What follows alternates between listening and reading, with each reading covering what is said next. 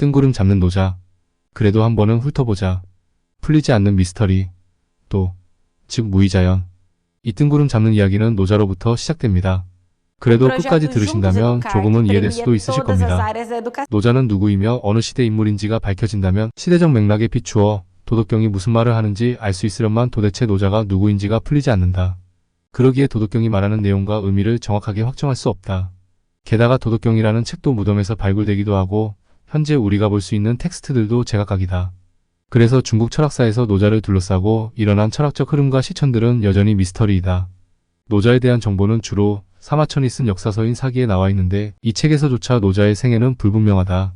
사기에 기록된 노자에 관한 내용을 요약하자면 다음과 같다. 노자는 초나라 사람으로 이름은 이이다. 주나라의 장서실의 서관으로 일했으며 주나라 출신인 공자와의 만남이 있었다. 주나라의 국력이 약해지며 주나라를 떠나 진나라로 향했고 그 길목인 한곡관에서 문직인 윤희가 그에게 책을 한 권 써주기를 간청하였다. 이에 노자는 약 5,000자로 이루어진 상편 하편의 글을 남긴다. 이것이 도화덕의 뜻을 담은 노자의 저서 도덕경이다. 1. 초현실주의. 인간의 집착과 욕심이나 고집과 같은 인위적이고 의식적인 모든 것을 인정하지 않는 부정을 통해서 벗어나 인위적으로 되지 않는 무의나 무욕의 경지인 저절로 그러한 상태 곧 자연스러움을 따르는 것입니다. 2. 무의자연. 진실한 말은 아름답지 못하고 아름다운 말은 진실하지 못하다. 착한 사람은 말을 잘하지 못하고 말을 잘하는 사람은 착하지 못하다. 진정으로 아는 사람은 팍식하기만 하지 않고 팍식하기만 한 사람은 진정으로 알지 못한다. 진리를 아는 사람은 말하지 않고 말하는 사람은 진리를 모른다. 이것이 바로 무의자연의 실천적 가르침을 제시하고 있는 것입니다. 3. 상선약수. 지극히 착하고 선한 것은 마치 물과 같다라는 뜻으로 물은 만물을 이롭게 하면서도 다투지 아니하니 이 세상에서 으뜸가는 선의 표본으로 여기어 이르던 말입니다.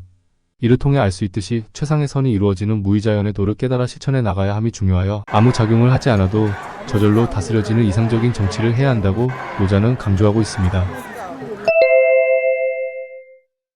도라는 것은 무한한 것이지만 우리가 도에 도라는 이름을 붙여 도를 규정하는 순간 무한자로서 존재했던 도는 도라는 글자에 갇힌 유한자가 되어버린다. 우리는 각자 나라는 하나의 인간으로 존재한다. 우리는 이 세상을 살아가며 다양한 방법으로 서로의 관계로 엮인다. 집안에서는 자식일 수도 있고 가장일 수도 있고 회사에서는 과장, 부장일 수도 있다. 또 다른 이름 붙여진 나는 그 이름에 맞는 행위를 하고 행동을 하며 스스로의 마음을 억제하며 살아간다. 노자는 표현될 수 없는 진정한 나라는 존재를 언어의 틀에 가두어 한정 지어버리는 일이란 것이다. 도라는 것 또한 마찬가지이다. 도는 언어에 갇혀 있을 수 없는 무한한 존재이다. 우리는 도를 도라고 이름 붙이는 것으로 도를 한계 짓고 그 실체를 파악할 수 없게 된다.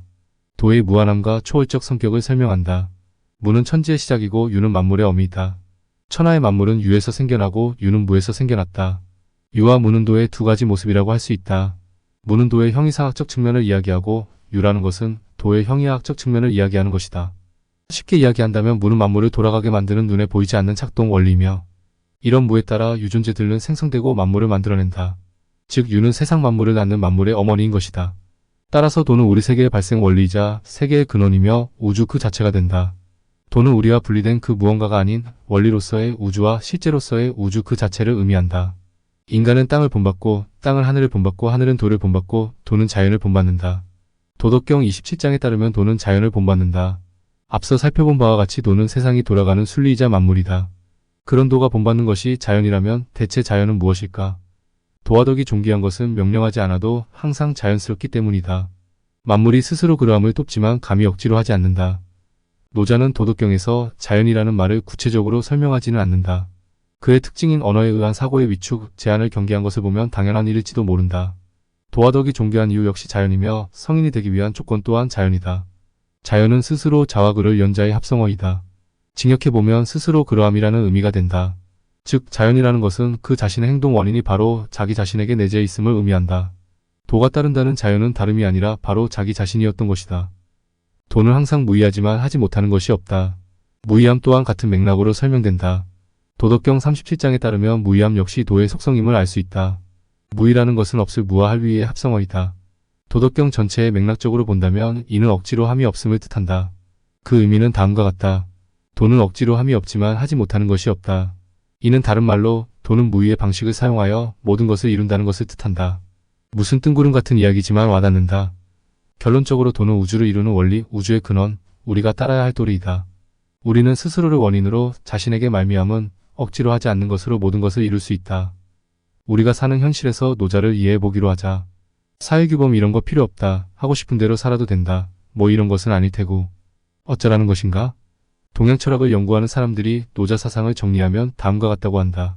노자는 우리가 무비판적으로 사회적 규범이나 관습적인 도덕에 따르는 삶을 살지 않기를 바랐다. 우리는 왜 효도하는가? 내가 부모님을 사랑하는 마음에서 비롯된 것인가? 또는 사회적으로 자식은 부모에게 효도해야 한다고 여겨지기 때문인가? 우리가 부모님은 사랑한다면 우리는 자연스레 효를 행할 것이며 스승을 공경한다면 예를 표할 것이다. 형식에 얽매일 이유는 어디에도 없으며 그 마음은 강요될 수 있는 것이 아니다. 규칙이 없다면 사회가 혼란에 빠지지 않겠는가? 스스로 느끼는 삶이란 무엇일까? 진지하게 고민하고 그 실천을 통하여 노자를 이해해보자. 세 줄 요약. 인간 노자는 그 실체가 불분명하다.